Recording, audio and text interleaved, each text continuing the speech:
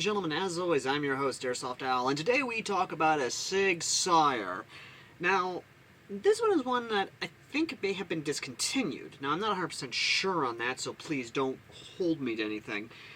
Now, I say it's a SIG Sire because it's actually one that that has appeared in the past Fallout games. Or at least in one game specifically, being one that is semi-canon and happens to be home to a certain soda brand or energy drink, depending on how it is. Which, in terms of flavors of that specific soda/energy drink, I like the original and I like the cherry. Then again, I always have been a cherry soda kind of guy, so it's kind of obvious I would go for a cherry cola. But again, the canonicity of this game is kind of up in the air when it comes to the Fallout community. If you're not picking up what I'm laying down, I'm talking about Fallout Tactics.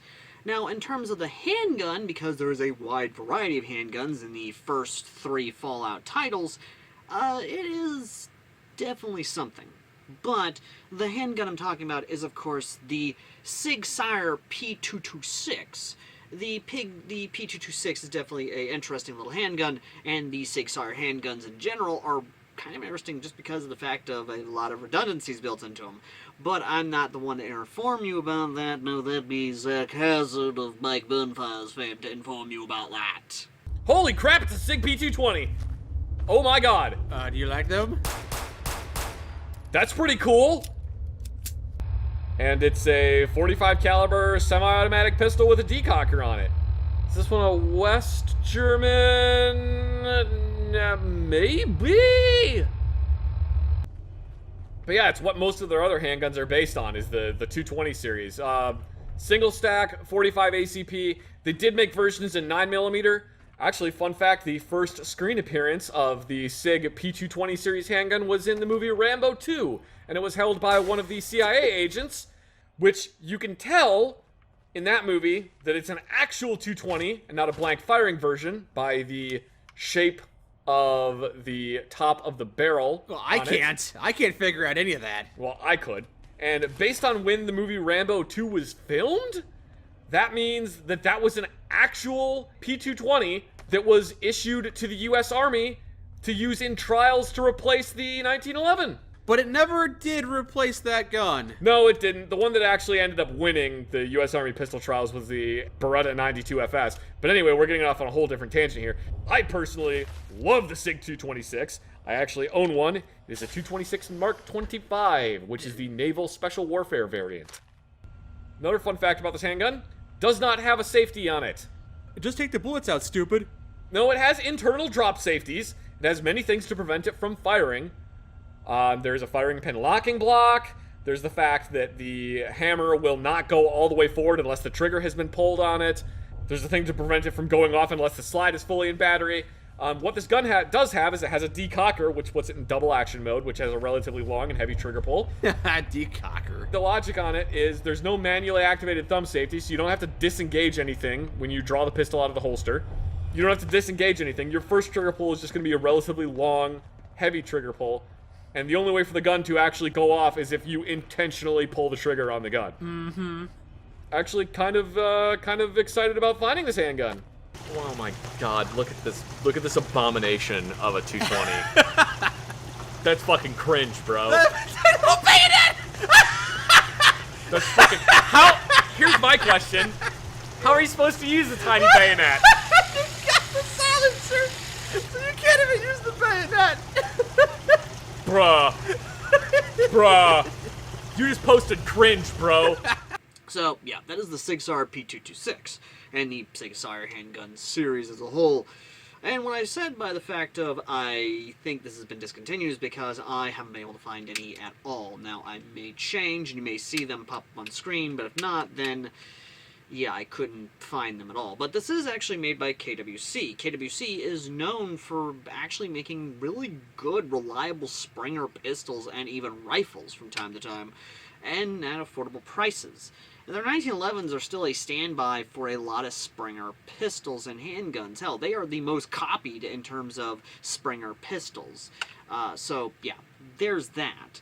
Now, KWC also does make higher quality Springer stuff, but that's down the line if I ever do get those. But it does come with the patented, of course, KWC style magazine with the actual lock here for the follower. And again, it's actually kind of interesting how the design is still patent true, reliable, works. Unless, of course, you're trying to actually have it in a magazine holder, then yeah, you might as well have the not do that, because the BBs will come flying out of the sucker.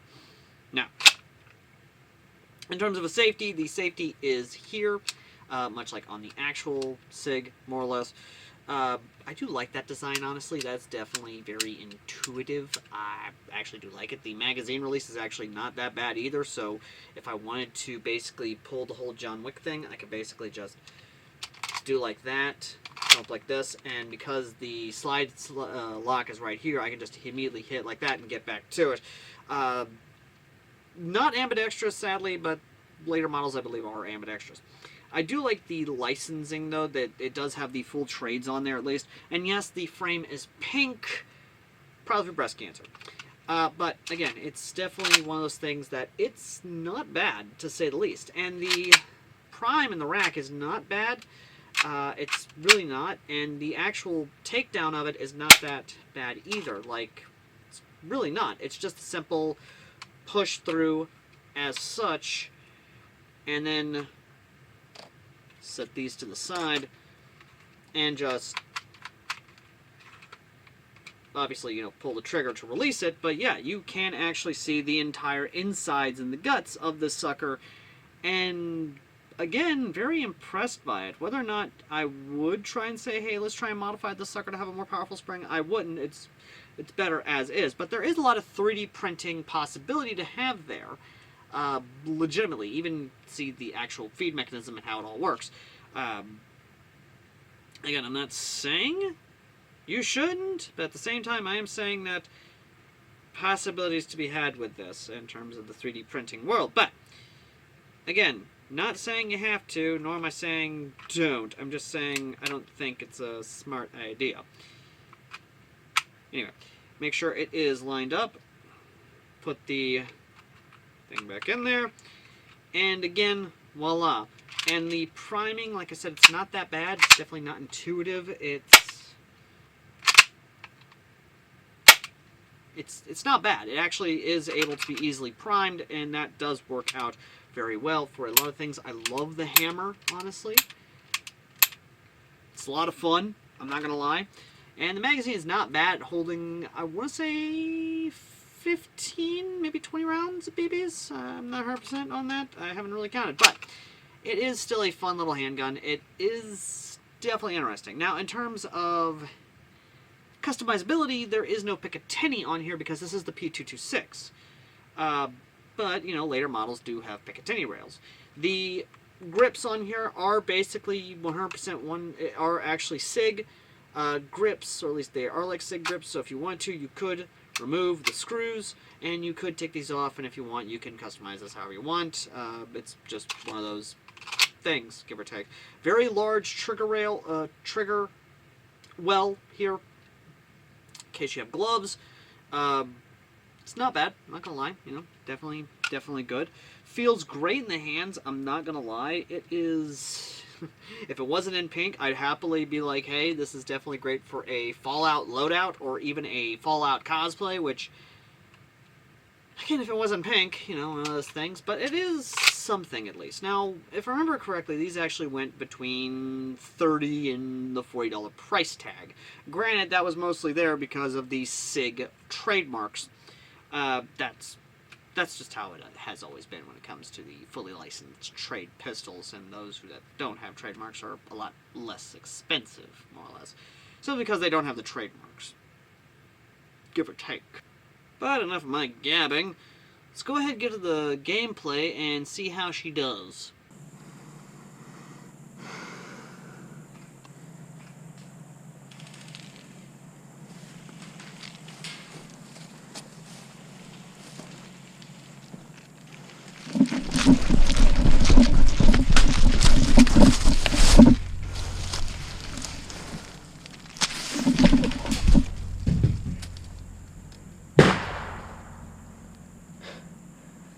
Did that get any of you?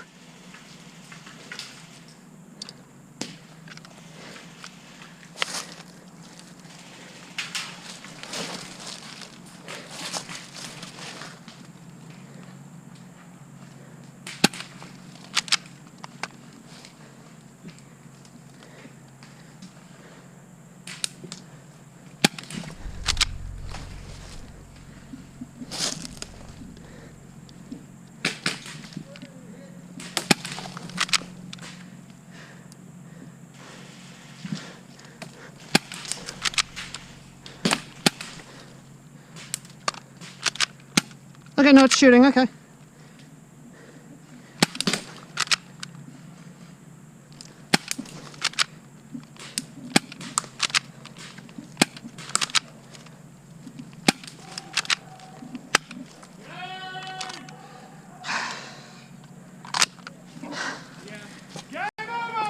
Okay, so yeah, it didn't really hit, but you could actually hear them hit. I will admit, though, that, again, the pistol actually does work out fairly well. I am pleasantly surprised and impressed by it. I would like to actually get a SIG pistol in the future, be it a P226 or even the more later variants of the SIG sire handgun, just for, you know, my Fallout loadouts. But, you know, that's just how it is for me as a person, though. I like to have some handguns for my Fallouts. Be it the non-blowbacks or the blowbacks, it doesn't really matter. You know, it doesn't really. But I will say it's definitely a nice little handgun. Again, it's definitely good for cosplay, costumes, or things like that.